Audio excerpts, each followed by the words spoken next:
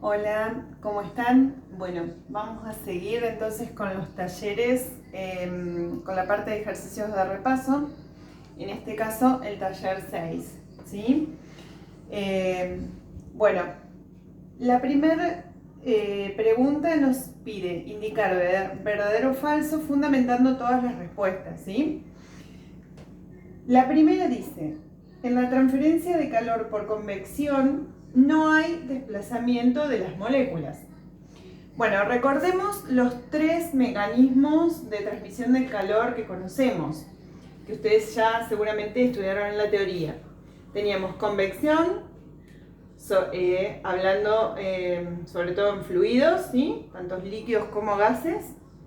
Conducción, algo que, bueno, yo acá dibujé una varilla, que es el ejemplo más común, pero bueno, sobre todo estamos hablando acá de sólidos. Y el último mecanismo, que era la radiación, ¿sí? Que eran ondas electromagnéticas que transmiten energía y que no necesitan un medio físico para propagarse. Entonces, en la transferencia por convección, efectivamente, como si ustedes recuerdan, sí hay un desplazamiento real de las moléculas que van moviéndose dentro del fluido a medida que aumenta su temperatura, las del fondo, si estamos, por ejemplo, pensando en una olla que se está calentando con una fuente de calor que está por debajo, esas moléculas que están aumentando su temperatura por acá van a aumentar su energía, van a tender a subir, y las más pesadas, frías, digamos, van a bajar, y eso genera un movimiento que hace que las moléculas entre sí vayan transfiriendo energía de una a otra y aumentando la temperatura, ¿sí? O sea que en la convección efectivamente tenemos un desplazamiento de moléculas, por lo cual esa es falsa. La consigna B dice, la cantidad de calor que puede transferir un cuerpo depende de su masa. Verdadero. Si miramos la fórmula con la que seguramente ustedes ya trabajaron en el taller, vemos que el calor, ¿sí?, que puede transferir un cuerpo es igual a la masa de ese cuerpo por el calor específico por el delta de temperatura que sufre ese cuerpo, ¿sí? O sea que efectivamente depende de la masa. Verdadero. En la transferencia de calor, en la C, en la transferencia de calor por conducción hay un desplazamiento real de las moléculas.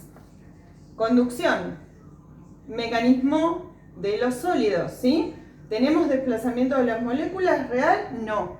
Lo que tenemos es una vibración a medida que aumenta la temperatura, un aumento de esa energía cinética de cada molécula que al vibrar transmite a la vecina. Pero no hay un desplazamiento real de las moléculas, con lo cual esa consigna es falsa.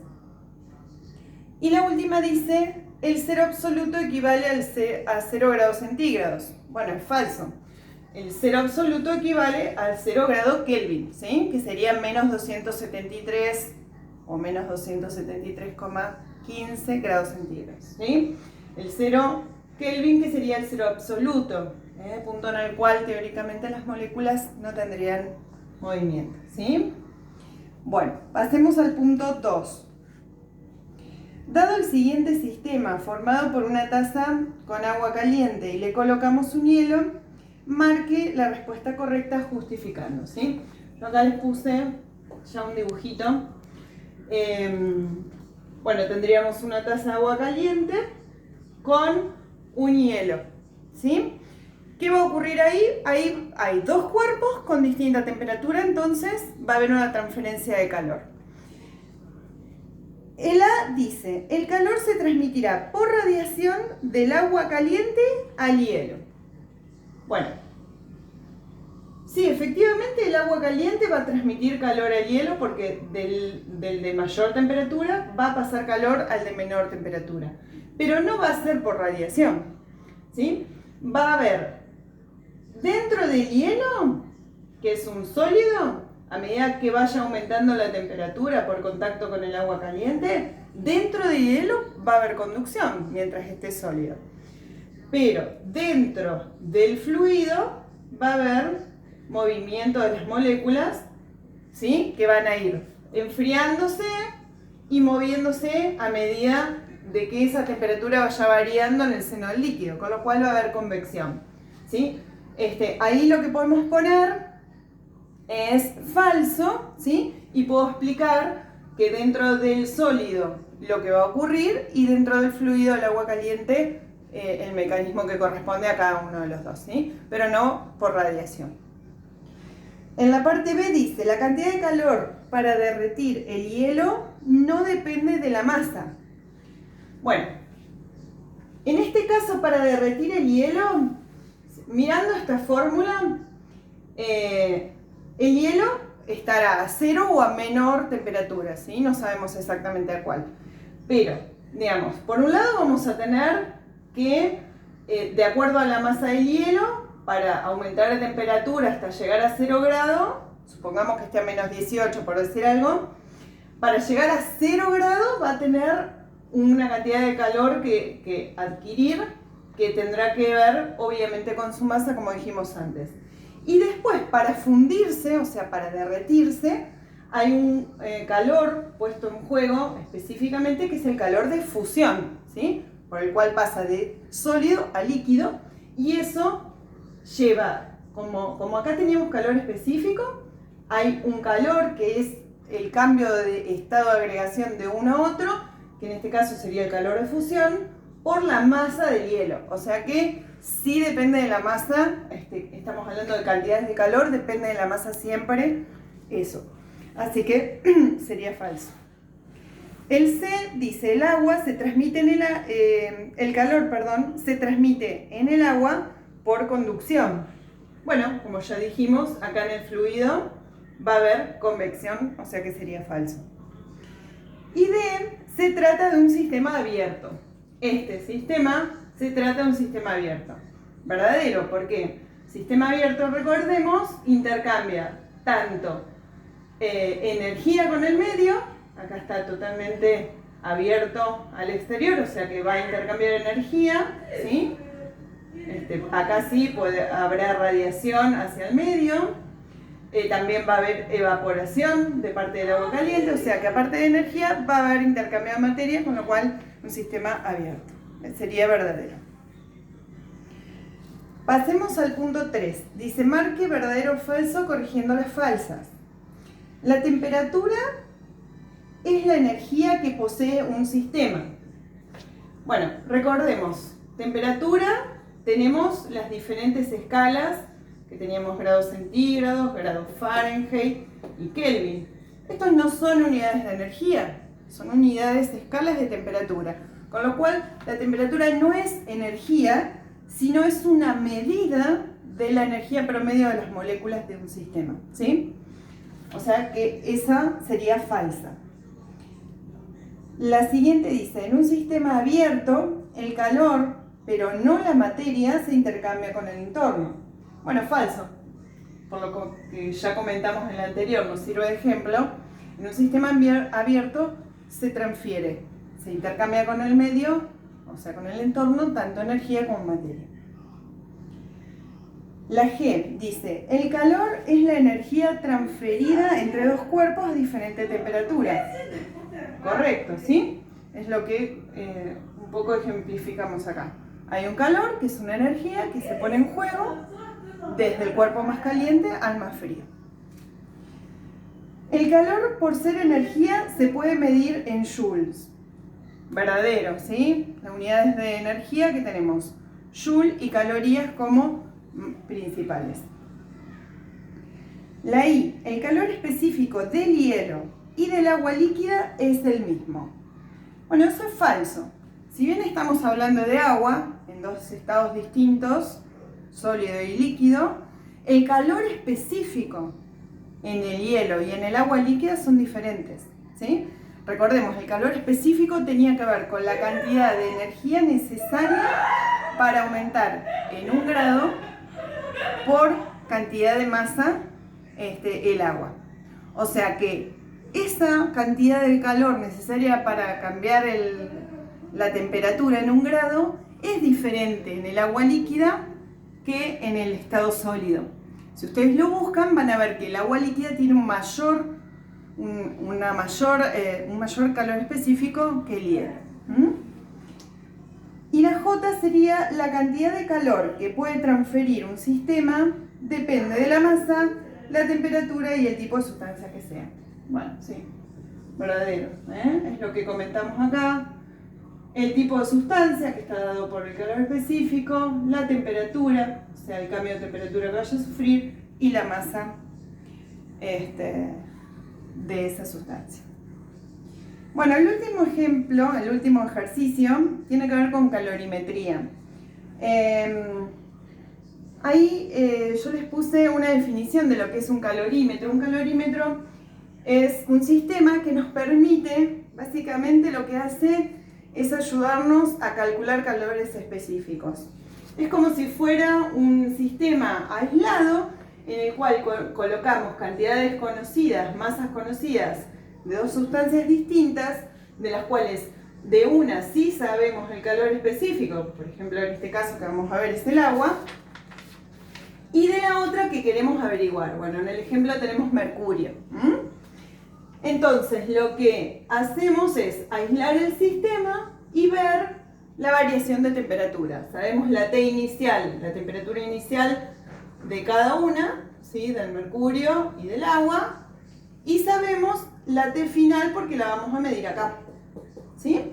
Y con eso, haciendo este planteo, que es que la sumatoria de los calores va a ser igual a 0, vamos a poder averiguar el calor específico, en este caso del mercurio, que sería el ejemplo que tienen.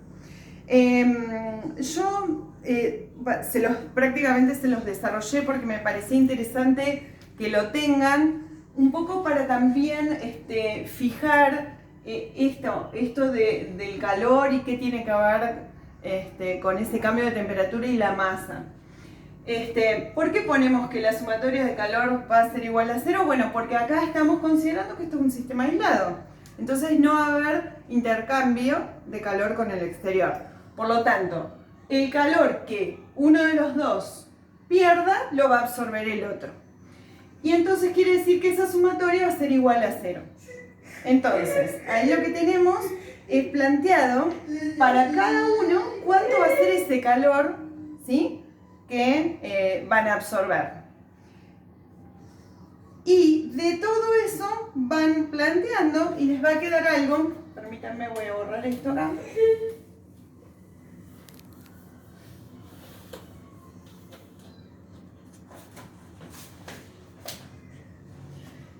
Que el calor específico para el mercurio, por la masa de mercurio, ¿sí?, o al revés, es lo mismo, por la T final menos la T inicial del mercurio, más la masa de agua, por el calor específico del agua, por el delta T del agua, que en este caso también ya lo podemos escribir como T final menos T inicial del agua, es igual a 0, ¿sí?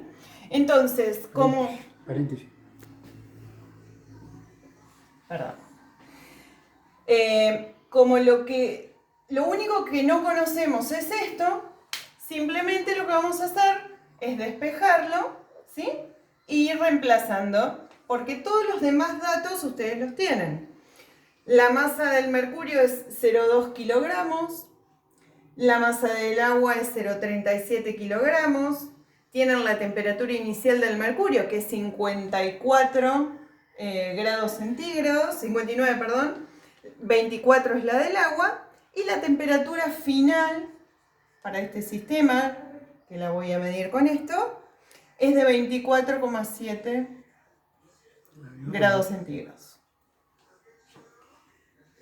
Entonces, si ustedes despejan la capacidad calorífica del mercurio, este término les va a quedar restando del otro lado, ¿sí?, menos la capacidad calorífica del agua por la masa del agua, por T final menos T inicial del agua,